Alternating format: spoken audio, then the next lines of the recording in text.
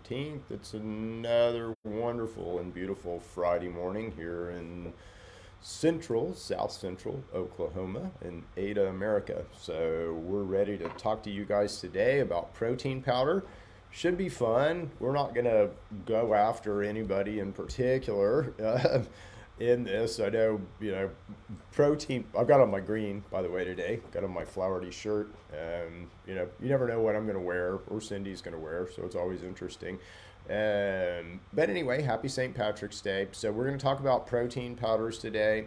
We're going to get into some detail about what you should and shouldn't do, should and should not do in a protein powder, and kind of what you should look for in protein powders. This will go to sort of a broader discussion on what you should eat, right? And I would love to say trust me.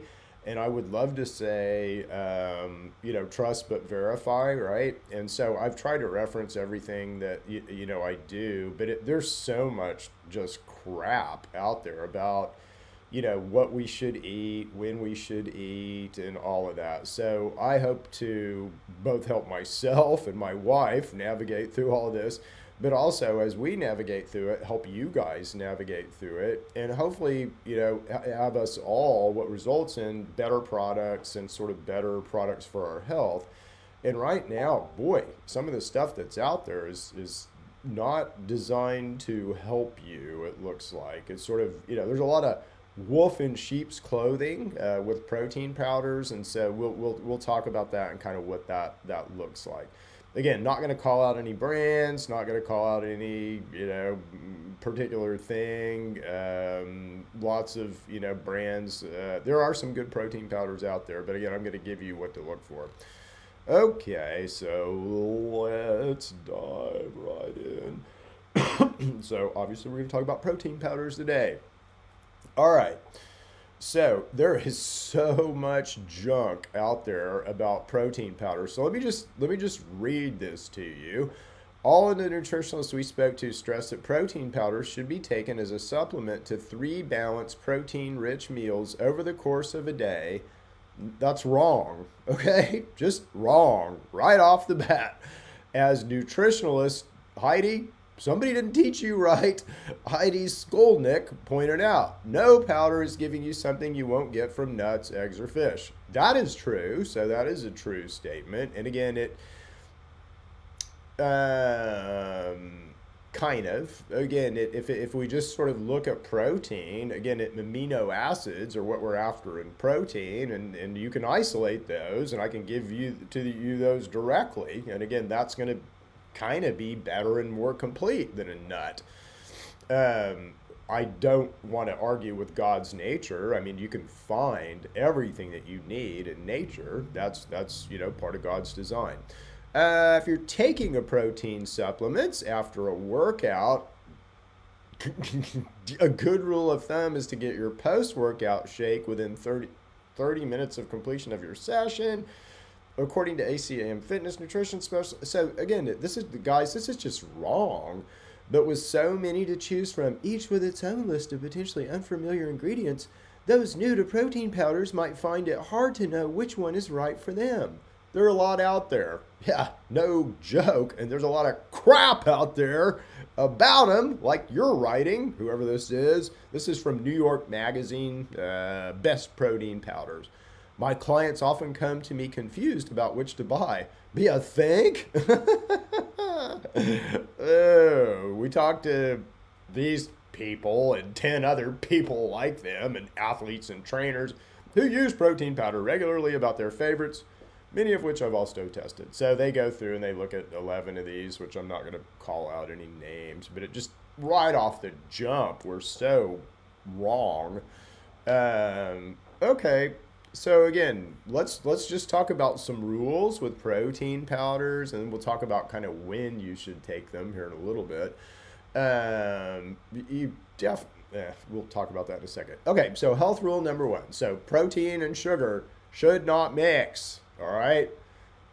Protein and sugar should not mix, and I'll talk to you more about that in a second.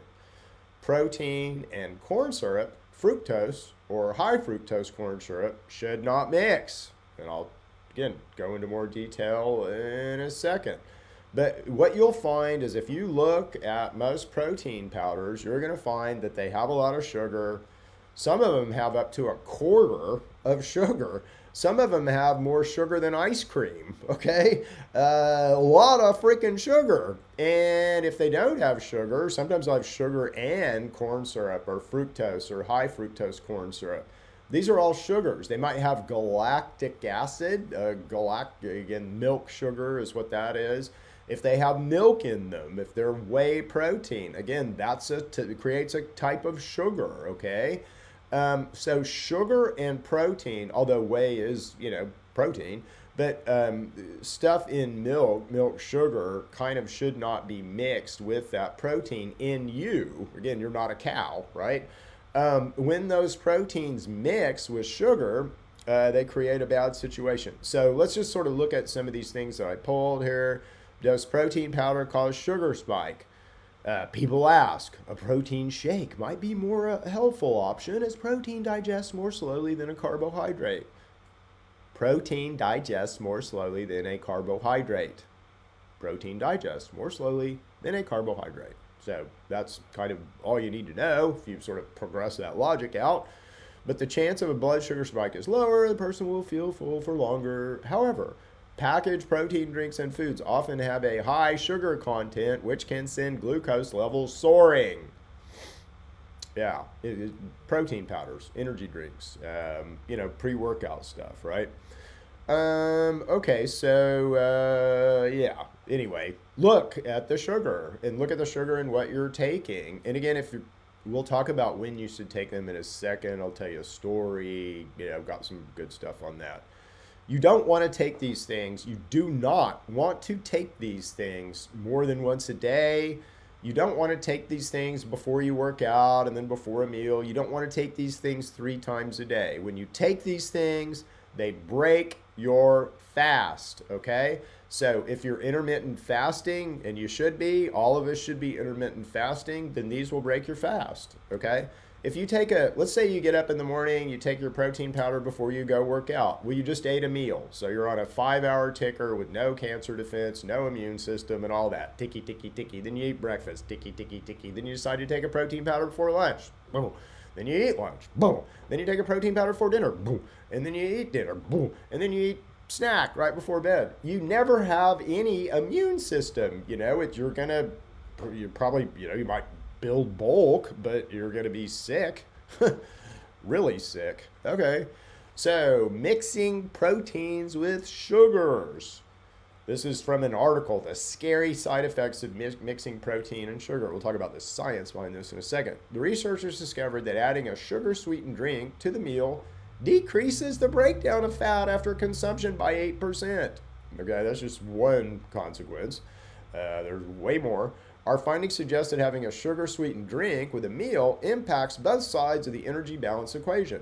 On the intake side, the additional energy from the drink did not make people feel more sated. So just having sugar in it doesn't make you feel fuller. On the expenditure side, the additional calories were not expended and fat oxidation was reduced. I'll tell you what was increased. Oxidative stress was increased, just by what they're saying here. Okay, the results provide further insight in the potential role of sugar-sweetened drinks, the largest single source of sugar in the American diet, in weight gain and obesity. Do you drink Coke? Stop. Do you drink pop? Stop. Do you drink energy drinks? Stop. Are you drinking protein powders with sugar in them? Stop. Although this study didn't cover protein powders, we can't help but wonder whether a high sugar powder would cancel out the protein's benefits. And it does. And it does. Here's the science behind, what happens and what it does. And you guys can look this up. Please do. Again, trust but verify. Always. The Maillard reaction. So not about a duck, about a guy who discovered this. Fructose, as in the case for other reducing sugars, undergoes the Maillard reaction with proteins and amino acids. The first stage, and again, So fructose and all sugars undergo the Maillard reaction with proteins and amino acids, fats and amino acids, okay? So the first stage of this reaction results in one or more substituted amino sugars. The amino acids get altered. These products in turn enter the advanced and final stages of the Maillard reaction, which involve the formation of reactive intermediates, cross-linking of proteins, and the formation of brown and fluorescent polymeric materials. When you put sugar and protein together, amino acids and fats, they react. They react in the jar. They certainly react inside of you.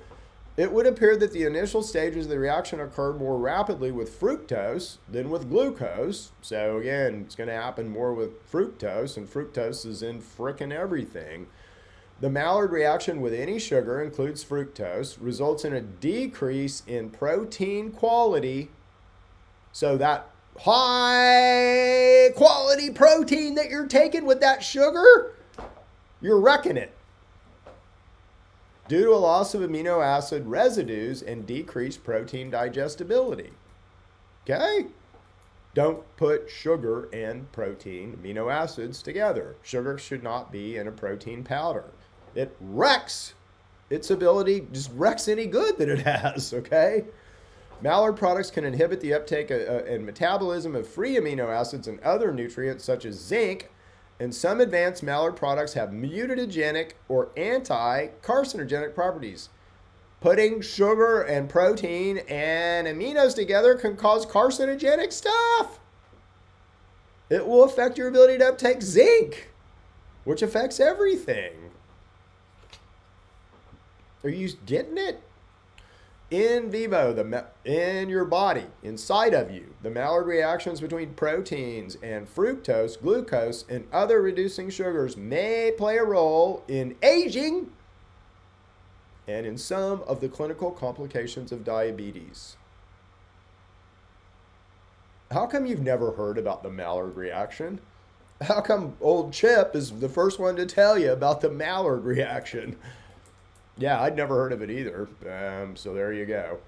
Here's a study, protein fructosylation, fructose, and the Maillard reaction. You can look this one up. The PubMed is right down there, and learn what I learned.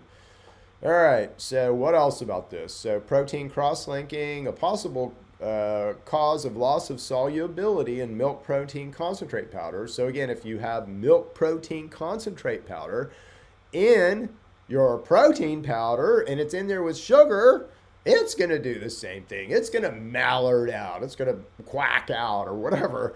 And may occur via advanced Maillard reaction products, so methylglyoxal or whatever that is and whatever that other word is, cross-linked proteins in the insoluble fraction of reconstituted MPC80 contain all major caseins with AS1 casein predominating.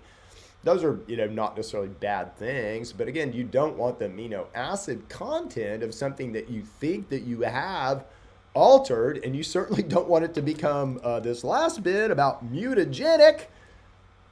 That's not good. So this happens in a lot of different things. It's a known thing that happens in food. You don't put sugar with protein, with aminos. All right, so let's talk about something else that happens. Again, this isn't sadly the only thing that happens with sugar. So let's talk about the clock a little bit. And again, this is another reason why, fructose, sugar, this stuff is just so bad for us. So again, and this has to do with when we take our protein powder. So real quick, what I'm showing here is our circadian clock. I'm asking you the questions. When do you take your protein powder? Does it matter? It certainly does matter. Does it affect other things? It certainly does affect other things. Take it before a workout, take it after a workout. So let's talk this through. Okay, so first of all, you got to know about your clock. Do I have the... Yeah, I do. Okay, so you got to know about your clock. So what happens with clock is that, again, we all run by the sun. We run by our interaction with the sun. We get energy from the sun. We set our cues from the sun. We're in a tight and intimate, you get frequency from the sun. You don't even realize. we're in this tight, intimate relationship with the sun. But what that looks like as to your, let's say, metabolism, and then, when and what you should eat. Well, our bodies do this dance every day. So at certain times, we're doing certain things. And this is controlled by genetic expression, which we'll talk about on this next slide. 50% of our genes do this, okay? But I want to talk about that in relation to something else. So let's walk this through on this slide. But what happens is basically at certain times genes are expressed because you're doing stuff and it's that time. So organs sort of move in energy expression around in a circadian rhythm. And it's like sort of as you're moving stuff around and doing stuff, organs have to turn on. And then when they turn off, other organs turn on. But your body can only do so much work at once. You're not doing everything all at once. That's not energetically, conservative. That's just not, how you work, right? God's a perfect engineer. He built you a really cool vehicle. It's really cool how it works. And by understanding how it works, we can, help ourselves a lot more. But how it works is you want to focus on sort of one thing at a time, okay? And it runs by circadian rhythm, and you do it exactly the same every day. If you're a shift worker, you'll be a little bit off in mind. But, we basically sort of go through this. We're building hormones. We're building immune mediators. We're repairing cells. I don't know exactly what it is. I do know, but I don't have that slide. But, again, you go through these functions at different times. Best way to illustrate this, if I give you melatonin at noon, I measure it circulating in your blood. It's in your blood. It's absolutely, you absorbed it. It's around, does nothing to you because your genes aren't expressed, okay? If I give you melatonin at 8 o'clock at night, measure it in your blood. It's in your blood. It's moving around and everything. Your genes are expressed. You go night-night, right? Because it affects you. So there's many things about us that sort of run in these expressions that run with our circadian rhythm, that run with the sun. The most disruptive and chaotic thing that you can do to yourself every day, the most damaging thing, is eat. When you eat, you literally do so at the cost of your immune system, okay? Now, obviously we need to eat. There are certain nutrients that we need, so we got to kind of do it, but we got to understand the cost.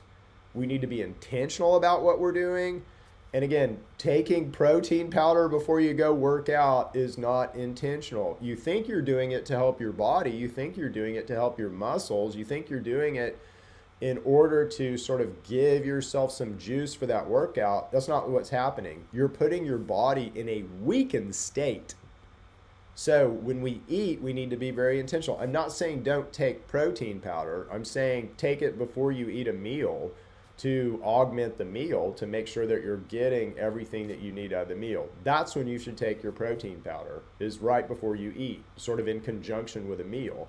Because that's when your body will stop. It has to stop everything that it's doing when you eat, and it's got to focus on what you just ate. But part of that is your amino acids and sort of how you deal with proteins. And again, we'll talk about that in a second, what protein is. But this matters. And again, we shouldn't be, the quick story, had a young lady who was having some physical problems come in, had a conversation with her. She's very fit, worked out all the time. For the most part, she was intermittent fasting, or thought that she was.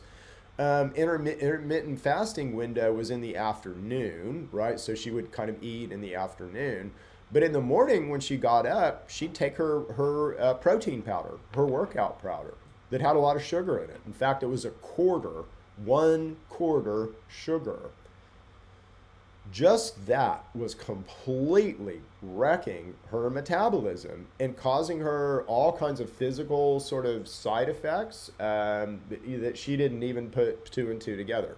All we did was cut out for her, in this particular situation, cut out that morning protein powder. Told her to, first of all, get a better protein powder without sugar, but then take that right before she ate, rather than in the morning, and cut out any kind of morning thing. She said, well, I won't have energy to work out.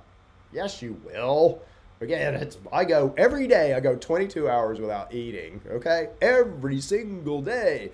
And I have just as much energy, at sort of hour 22 as I do right now at, it's been, well over 12 hours since I've eaten. So You don't have a lot of energy. And again, that's not where you get energy. You sort of get some energy from nutrients in the food, but it's not about that. So she figured that out. She learned that. Again, it may take a little bit of a behavior change because we're used to eating at certain times and our tummies sort of are used to digesting at certain times.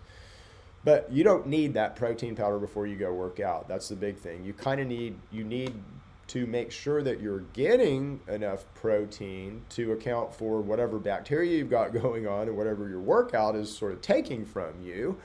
And, protein powders without sugar are a good way to do that, but do it before a meal.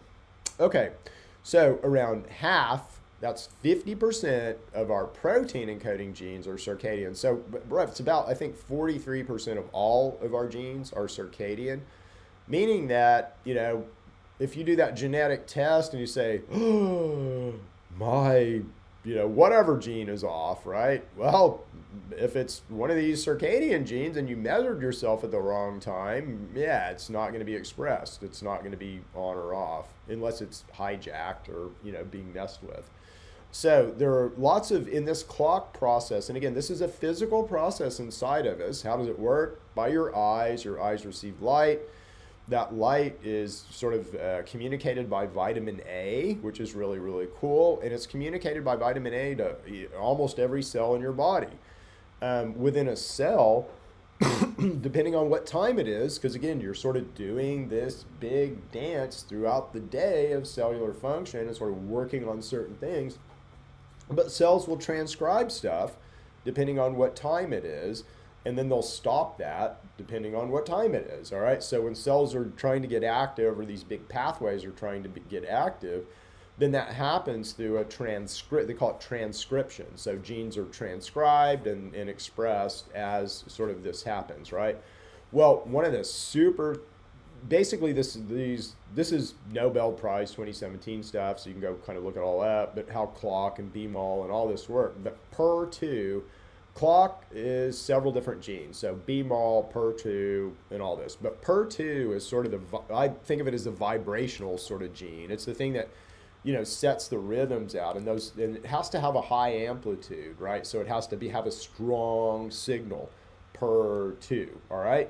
And if it's not strong, we lose control of, 50, 43%, whatever the number is, of our genetics, okay? So we want that signal to be super strong, and we want all this machinery to be working correctly. Well, guess what? Yeah. Sugar wrecks PER2, and it wrecks your signal strength. So it wrecks the power in the signal, and it basically knocks down your ability to control a lot of these genes. And it's a strategy, honestly, by, it makes you, let's just say, I won't put it that way, I won't go all conspiratorial, but let's just say that it makes you a very weak and opportune host for bacterial invasion, okay? If I can knock down PER2, and I can do it with sugar, then you're going to get sick from something over time. Following this study, it was shown that, the sugar, it's basically a sugar transferase, competes with casein kinase to post-translationally modify the circadian clock protein PER2 at a critical site in the protein serine 662 to serine 674. I can measure that on my PCR. That's kind of cool, isn't it? These studies reveal that glycosylation can participate in post-translational modification networks that conclude in altered stability of core circadian clock proteins in animals. Basically, these things can modify clock, okay? This is kind of what it's saying. Clock and fructose. So if you take sugar, you're going to have a weakened expression of clock. That's kind of what I'm getting at. So without all the science, hopefully you could go look it up and all that. Trust and verify. I've given you the verification. The trust part is sugar knocks down your ability to control 42% of your genetic expression. Don't eat sugar. Fructose hits it from another way. So clock and fructose. We aim to explore whether fructose, in the absence or presence of fatty acids, modulates circadian metabolism. It did. Fructose led to reduced activity of the AMPK and mTOR signaling pathway.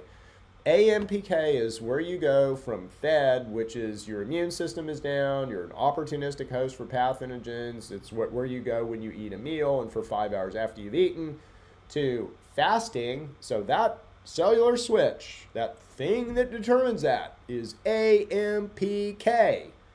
Again, if you have reduced activity, you just don't want to stay there, okay? mTOR signaling is how you do a lot of your cell growth and defense, right? So mTOR is sort of what kicks off an inflammation, and it's what sort of gets your macrophages all fired up. So again, you don't want that knocked down because you can't defend yourself. So it almost looks like sugar and fructose are honestly put in our diet to make us more opportunistic for pathogens. I mean, that's just kind of the bottom line. And then things are removed from our diet to even make it worse. That's sort of the big matrix conspiracy theory there, but it's looking to be true to me. However, fructose fatty acid, I don't know what fructose FA is. We have to get in the study and lead, but I'm sure that is a fructose derivative. And they pre-treated the cells, so that led to inhibition of the AMPK signaling pathway, but activation of the mTOR pathway, that creates oxidative stress, boys and girls. That's a hallmark of cancer. Yeah, so that's just pretty much a hallmark of cancer.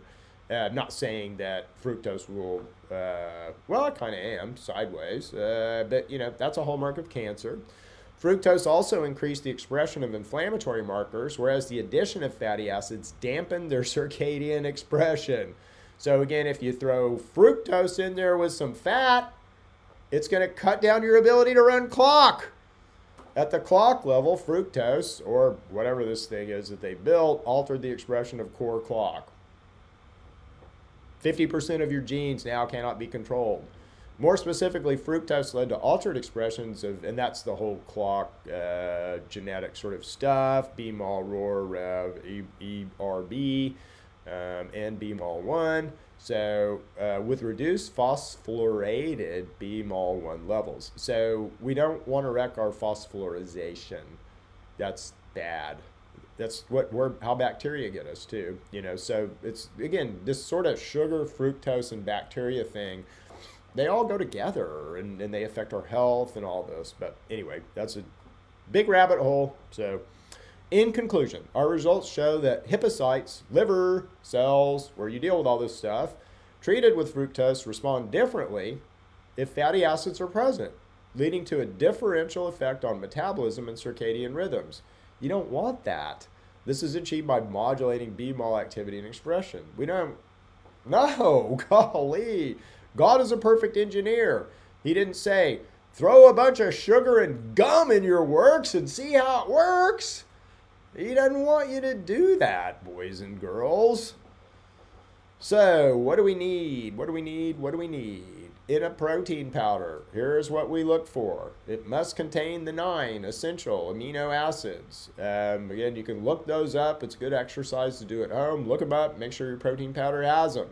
Ideally, it is heavy on the branch chains. If you're working out, you're depleting your body of branch chain amino acids, so you have to kick those up. I mean, you need so normal amount of branch chains just to run, but if you're muscle building and all that, you need way more branch chains, okay? That's what we need to rebuild our muscles. So those are leucine, isoleucine, and valine. Your protein powder might also contain a source of fatty acids, and these should be balanced or anti-inflammatory. And again, I'll talk about that in a second. It should not contain any sugar, milk sugar, or other sweeteners except stevia. Stevia is okay. Stevia is a plant. Stevia actually helps your insulin. It does good things that sugar doesn't do. It does not contain fructose corn syrup or high fructose corn syrup. If you're sick or you have a medical condition, you need more amino acids than most people. So if you have an autoimmune disease, if you have, any kind of RA or, anything, you're going to need more aminos than most people. So let's talk about just real quick about these. So let's drill into the fats a little bit about what do we need fat-wise. And this is from my friend, Dr. Artemis Simopoulos. You can look her up, but she is I've had the privilege of talking to her 3 or 4 times probably on the phone. I just cold called her one time, or I actually sent her an email, and she got on the phone with me. This lady is the world expert on omega-3 and omega-6 fatty acids, on their balance, on kind of what that means in the Mediterranean diet, on how important it is, to browning your fat, on browning fat, on just omega-3, omega-6 balance, okay? And so this is what Artemis says, and this is very important that we should all listen to Dr. Simopoulos. Again, she is the world expert here. So on dietary fats, and again, this is, first of all, you need to know that saturated fat and omega-6 fat are inflammatory, and monounsaturated fat and omega-3 fat are anti-inflammatory, okay? And the reason I'm pointing that out is if you begin to look at the fats that you eat and the fats in our diet, we eat a lot of saturated and we eat a lot of corn, which is high fructose corn syrup and all the stuff we've been talking about, but it's also an omega-6 fat that is inflammatory.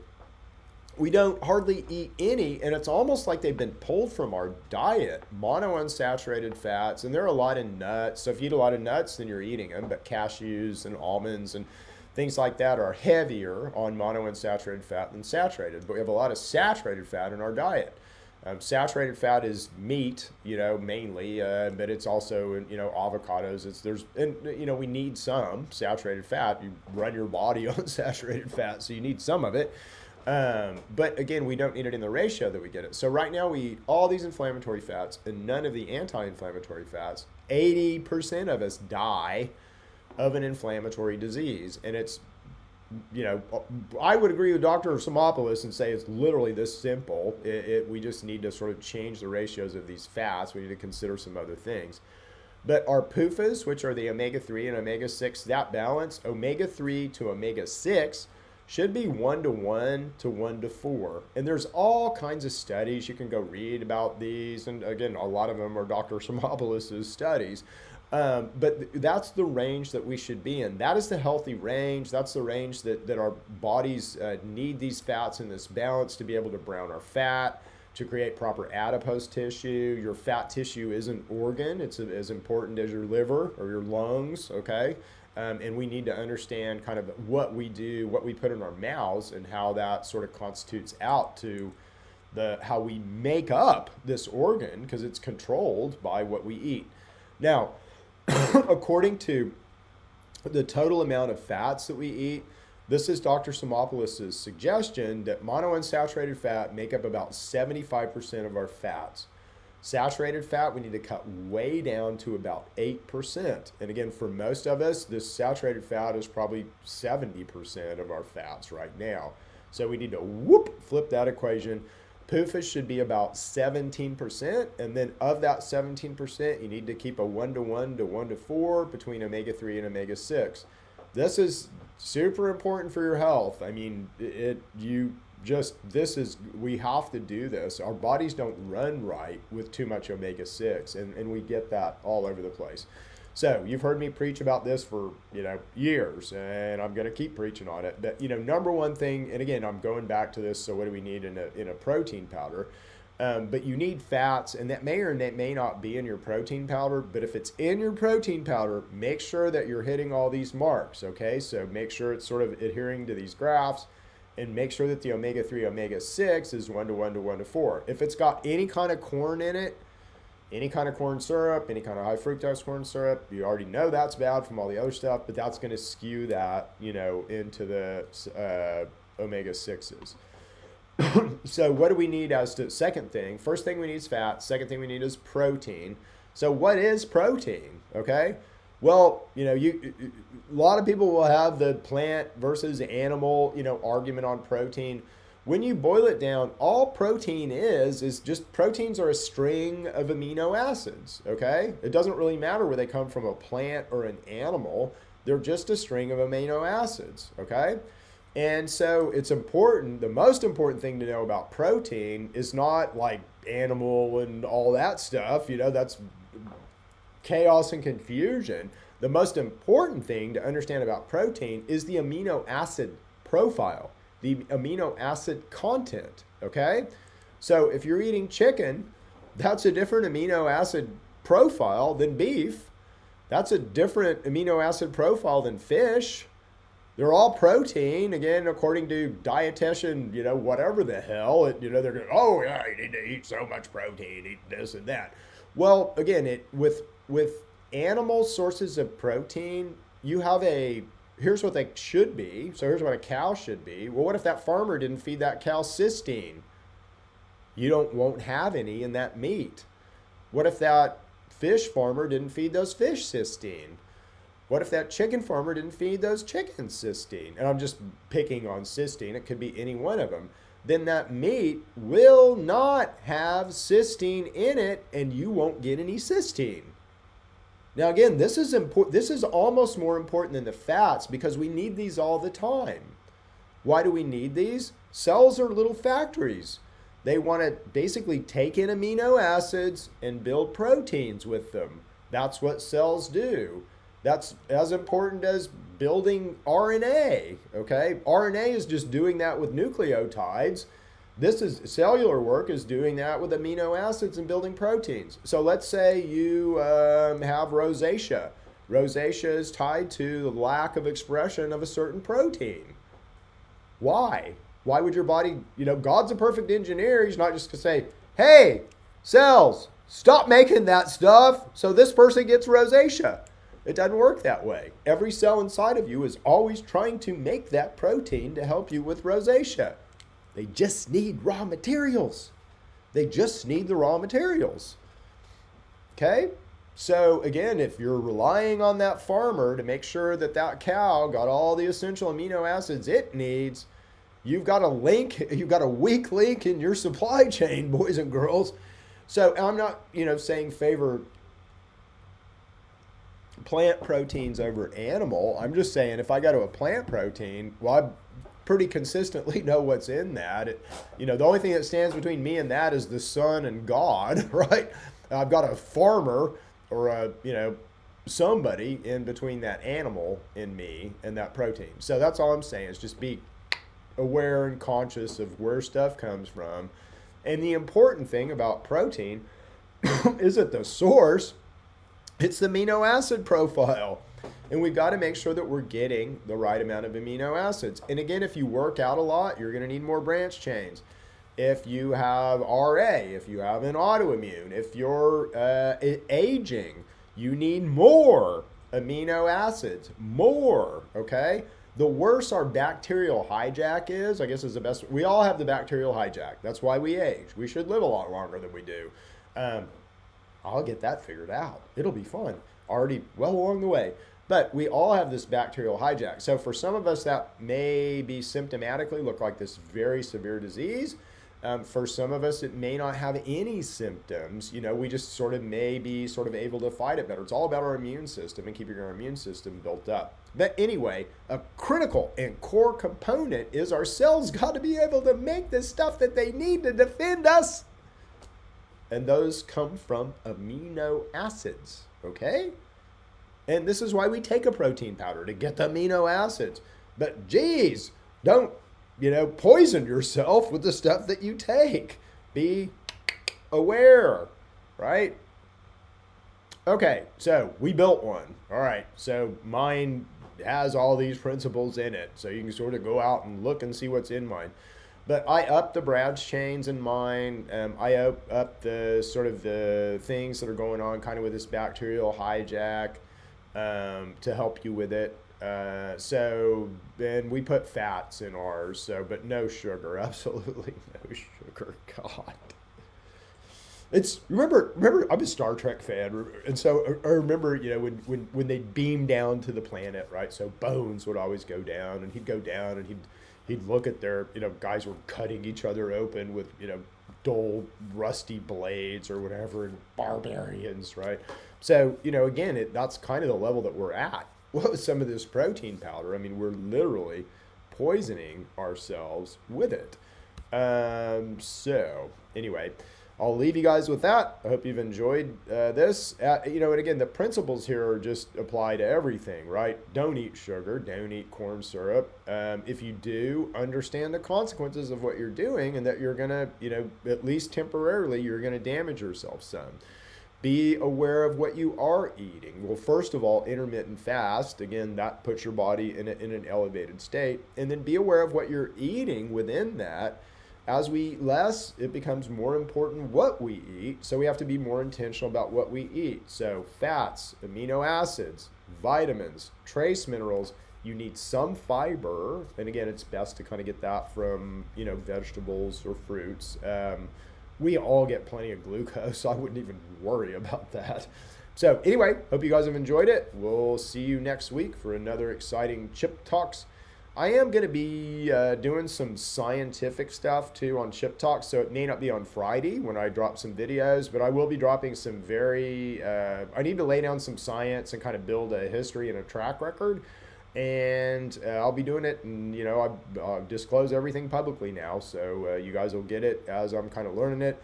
But got some really, really important stuff to get out there and have you guys sort of review and talk about. So anyway, see you guys. Talk to you later.